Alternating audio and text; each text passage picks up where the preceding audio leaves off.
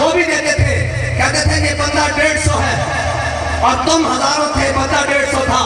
تم اس کو نہیں فتح کر سکے، اگر بندہ ہو جائے 1000 تو پھر بات ہی اور بدل جائے گی۔ بندہ 150 ہوئے کہ ہزاروں نہیں پکڑ سکے، کہ بندے ہزاروں ہو جائیں تو پھر بس اتنی باقاعدہ بات میں یہ کہتے تھے نا کہ بندہ 150 ہے، تو میں نے کہا اس 150 کو لے جاؤ، 150 کو لے جاؤ، اور یہ تاریخ لکھی جائے گی۔ فلسطینی آج بھی کھڑے ہیں بیت المقدس کے ساتھ، وہ آج بھی اپنی شہادتیں دے رہے ہیں، لیکن وہ بڑی حسرت کی نگاہ سے پوری امت مسلمہ کی طرف دیکھ رہے ہیں کہ کوئی ان میں ایک شاید آ جائے جو آج آ کر بات کرے۔ آج امریکی، یہودی اور جناب امریکہ کا وزیر خارجہ ان کی پارلیمنٹ میں جا کر خطاب کرے، آج کوئی ایک بھی محمد عربی کا غلام نہیں ہے، کوئی ایک بھی مسلمان حاکم نہیں ہے، کوئی ایک بھی مسلمان جناب سپہ سالار نہیں ہے، ایک بھی مسلمان وزیر اعظم نہیں ہے جو ان کی پارلیمنٹ میں جا کر کہے کہ اگر یہودی اور عیسائی یہ قرآن کے فیصلے کے مطابق الذین آمنوا لا تتخذوا اليہود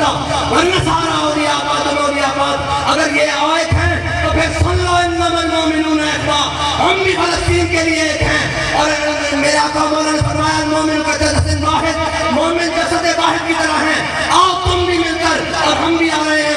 بیت المقدس کی فتح کے لیے۔ تو اللہ کی قسم شام تک بیت المقدس اور مسجد اقصیٰ کی اوپر روح کے دین کا جھنڈا لگ سکتا ہے، لیکن ان سے ہمیں امید نہیں ہے، اللہ کی قسم مجھے کسی سے امید نہیں ہے، اس سے بڑا کوئی موقع نہیں تھا، آج ان سے کوئی امید نہیں ہے، ان سے امیدیں چھوڑ دیں اور آپ اور میں کھڑے ہو جائیں، حضور کے دین کو تخت پر لائیں، اور حضور کے دین کو تخت پر لا کر ہم جائیں فلسطین والوں کے لیے اور انہیں بتائیں کہ اگر صلاح الدین ایوبی اس زمانے میں آیا اور اس شان سے آیا کہ جناب صلاح الدین ایوبی نے کہا جب جناب صلیبیوں نے بیت المقدس پر فتح کی تو جناب گھٹنے تک مسلمانوں کا لہو بیت المقدس کی گلیوں میں اور بازاروں میں پھر رہا تھا، اتنا لہو تھا، لیکن جب صلاح الدین ایوبی داخل ہوا تو اس نے کہا لا تثریب علیکم اليوم، جاؤ آج تم سب کو معاف کر دیا، لیکن اس کو معاف نہیں کیا جو حضور کا استاد تھا۔ ہمیں سب کو معافی ہے،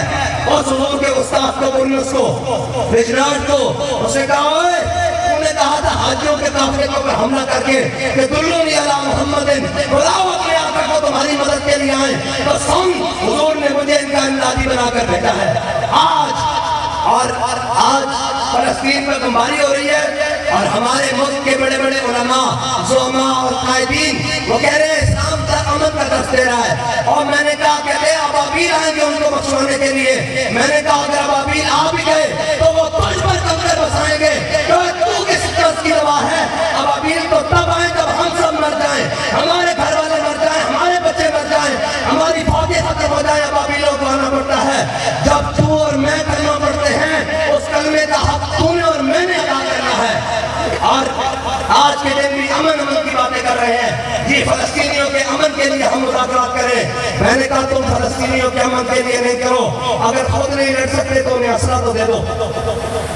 کہ ان کے بچوں کے ہاتھوں میں پتھر نہیں ہو، ان کے بچوں کے ہاتھوں میں بھی جیت رہی ہو، ان کے بچوں کے ہاتھوں میں بھی کلاشن کوف ہو، اور وہ آنے والے یہودی کو بتائیں کہ ہم محمد عربی کے وارث کھڑے ہیں۔ لیکن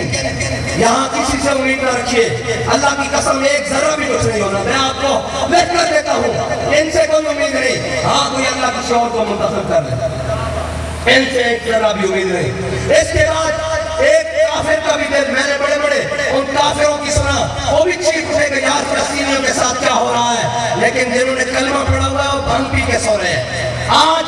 حضور کے دین کی بات یہاں کرو میرپور میں تو یہ حرکت میں آ جائیں گے، اپنی گاڑیاں، اسلحہ، فورسز، شیل، جناب راکٹ، جناب سارا کچھ لے کر آ جائیں گے، یا تم حضور کے دین کی بات کرتے ہو؟ تو میں نے کہا اس کا مطلب یہ ٹھیک ہوا نا کہ رفتار سیاست میں وطن اور ہی کچھ ہے، ارشاد نبوت میں وطن اور ہی کچھ ہے۔ تم نے اسلام کا وطن بتایا ہوا ہے، یہ یاد رکھنا، اگر تم نے اللہ کے دین کی مدد نہ کی تو وَإِن تَتَوَلَّوْا يَسْتَبْدِلْ قَوْمًا غَيْرَكُمْ، تم سے پہلے بھی یہاں کوئی اور بستے تھے، اللہ کسی اور کو لا بسائے گا اور تمہارا بلیا بیٹھ کر کے تمہارا بستر کھول کر دے گا۔ آج موقع ہے فلسطین کے ساتھ کھڑے ہو جاؤ، آج موقع ہے حضور کے دین کے جہاد کی بات کرو، اور جہاد کی بات کس طرح کرو؟ اس طرح کرو، یہ باتیں قوم کو سناؤ اور دلیل کرو، آج پلپلی اور جناب حسینانہ باتیں نہ سناؤ۔ سلطان محمد فاتح اپنے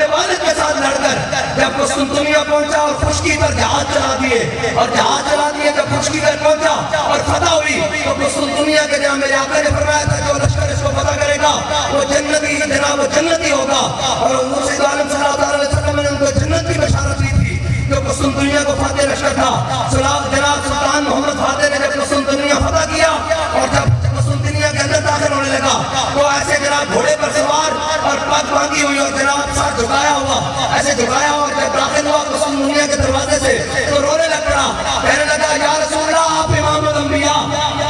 آپ امام الانبیاء اور میں آپ کا غلام۔ آپ نے فرمایا تھا آپ نبیوں کے سردار، آپ نے فرمایا تھا جو لشکر جناب قسطنطنیہ کو فتح کرے گا وہ جنت